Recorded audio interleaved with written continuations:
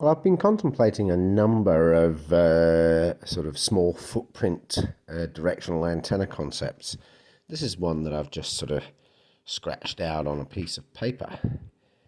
I'll have to explain some of the symbols, like this sort of twin circle with the arrow through. That's one of my own little symbols that I've created that represents one of my magnetically adjustable high Q tuning systems, if you like.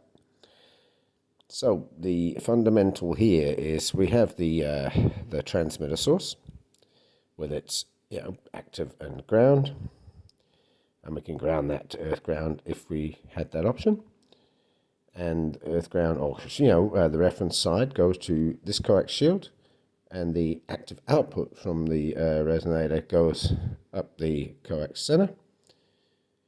Now at the top, the coax center then goes to another one of my tuning inductors, a different one, different type, and this will have two outputs, one to go up the center of this coax length and one to go down the center of this length, and this will be about a 10-meter length all up, quarter wave on 40 meters. Now the ground side of the feed line, if you like, will connect to the shield of this entire length via a common mode choke, an extremely high value inductor. And the shield, the reference side from the source, will connect to the shield of this 10-meter length of coax at the center. Except this 10-meter length has its shield connected to the center conductor at both the top and the bottom. Being a 10-meter length, this actually makes it a 20-meter closed loop, and very difficult to drive currents. If an outside signal attempts to drive a current down on the shield, it's then forcing it to drive it up the middle and back down, and it's just a closed loop, so it's just too much hard work. So this kind of passively would probably work quite well even without the connection. In this section, will prevent radiation off the rear. Furthermore, even though this will already have directional capability without this, this will just enhance that. So back to the front side. So this bipolar output tunable inductor will be driving this end and this end 180 degrees out of phase.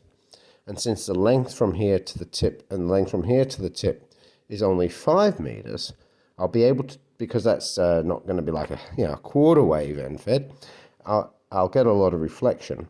So I'll be able to tune that to get much higher voltages. So I'll be able to get high voltage here and high voltage here on these terminals.